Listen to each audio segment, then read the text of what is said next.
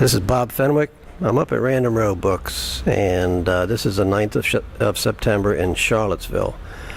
And over the last month or so, I've become acquainted with what's called the reentry program for ex-felons. And over the last few weeks, I've had to collect signatures to be on a ballot for the November elections. And when I'd go to somebody's house, it was not uncommon for them to say, "I cannot sign the petition because I'm an ex-felon." And I'd say, "Well, have you done your time?" And they'd say, "Yes." I'd say, "Have you completed probation?" They'd say, "Yes." And I'd say, "Well, why can't you vote?" And that was just the way it is. So I'd like you to meet Eddie Harris. He's a man who has taken up this cause for the community, and we're going to ask him a few questions. Eddie, would you briefly explain what you're about and how this works? Yes, my name is Eddie Harris. What I'm about is I'm working right now at Children, Youth, and Family Services in a program called Real Dads, and I work with gentlemen that are incarcerated or gentlemen, fathers that are coming from an incarcerated lifestyle, high-risk, low-income fathers, and not just in the job standpoint of it. It's something that I have a passion for because it's something that I know that's affecting my community and the whole community, the community at large. And you know, I'm really passionate about it because I know it affects families, all families in our whole community.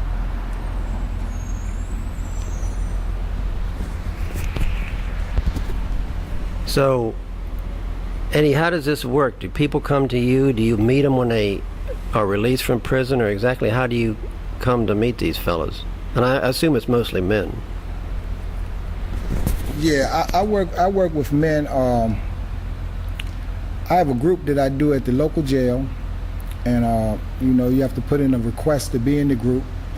It's a 6-man group. We like to keep the group small so it's more intimate, and it helps with trust issues that way. And guys transition out. If they want to remain part of Real Dads, they can. Men in the community, I outreach in the community. If guys want to gravitate and become part of the group, they can, or I can just outreach with them on with what I call just general outreach. You know, I see some guys maybe twice a month. So it's about basically fathers who have a felony on their record and their children. Is that correct?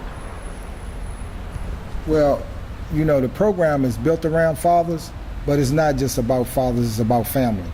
You know, and I think a piece that we very often miss is that the importance of fatherhood in the whole family dynamic. So it's actually about family, and it's really about the children. You know, so the children can benefit from the presence of a father and a mother in their life. I think it makes a big difference. All right, well, thanks, Eddie, for being with us, and thanks for putting me in touch with a young man that we're about to meet, Purtell Gilmore, and he's an ex-felon, and he'll be up next. Start out. How long were you in prison? What were you there for, and when did you get out? My name is Purtell Gilmore, and I've been in a perpetual cycle of going back and forth to prison for the last 20 years. And I've been to prison 4 different times. I did a total of 14 years inside of prison. The last time I was incarcerated for was for probation violation, for not complying with the conditions of probation and parole. And I was sent back to prison for that. So, how'd you meet Eddie, and do you have children? Is that why you're in this? What's that situation? Actually, Eddie and I go back probably about 25, 30 years when I was a child. We grew up in the same neighborhood. He's a little older, but he was always kind of like a mentor to guys who were in the streets, who were in the subculture of drug dealing and drug using. And so we go back a lot of years. Our relationship bonded more firmly when we were incarcerated together in a therapeutic community called the Locust Therapeutic Community. And there we learned a lot about each other. We learned that we had a vision to be better. We learned that we could do better if we had the understanding of what it took to be better, and that's where our journey began. He went on to do things in the community as far as the fatherhood thing.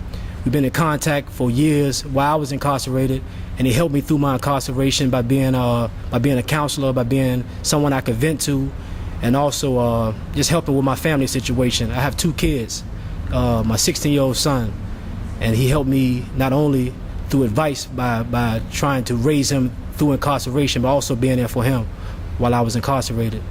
And so we have a strong bond. We have a strong friendship. I look at him as a brother, and as a good friend. All right, so let me get into exactly what happens when a ex-felon, well, I guess it's just a felon, when it's on your record. What kind of problems do you face once you get released on the street? Do they just dump you on the street, or do they give you any sort of education, to help you cope with what you're going to face, or exactly what happens? It's a little different now. The first 3 times I was released from prison, it was more or less every man for themselves. You had to take the initiative to go out and try to make your way. If you were trying to do something better, make your conditions better. But now what I realize is that since I come home, it's a little bit better because they have programs that are being established for reentry. It's in the embryonic stages, but I see that guys who have a past as far as incarceration are coming together with people from the community who formerly were ignorant to the process of reentry. And now what I'm seeing is that they are working together, a joint effort to make things a little bit better. It's not exactly as fluid as it needs to be, but I can see that it's working a little bit better. I can see a dialogue being opened between people who were incarcerated, who are now doing good things in the community, and people who never experienced that side of the walls. But the main thing that I noticed from my past is that there was no network there to help propel the person towards success. It was always you get out, they give you $25 when you leave the prison, and that was it. You go to probation or parole, and they give you a little bit of information, not much, but just enough where you can just go out there inside the free world. And I noticed that with myself and guys who I grew up with, a lot of us come from bad backgrounds. We come from situations that were dire when we were raised, and what we needed most importantly were people who we could see who came from our situation, who could do better, and along with that, a strong network of people who could help push us, or basically inform us of how to be better, or how to do the things that we wanted to do, because a lot of us wanted to do better, but we didn't have any way of doing it. Now, how long have you been out? And I assume you're looking for work if you don't have a job already. And these are tough times out here now. A lot of people looking for work. So I imagine a lot of people are going to be wondering, are you going to be able to stay out? Are you going to be able to stay on the outside and join your place in the community? And so how long has it been since you've been out? I've been out for 2 weeks now, and one thing that is different with me is that I have the desire to want to do better. I have the desire to want to be an upstanding, productive, and constructive member of the community, something I never had before. I'm 36 years old. I have a son who's going through some traumatic situations, trying to follow the footsteps that he has determined that is a reflection of me.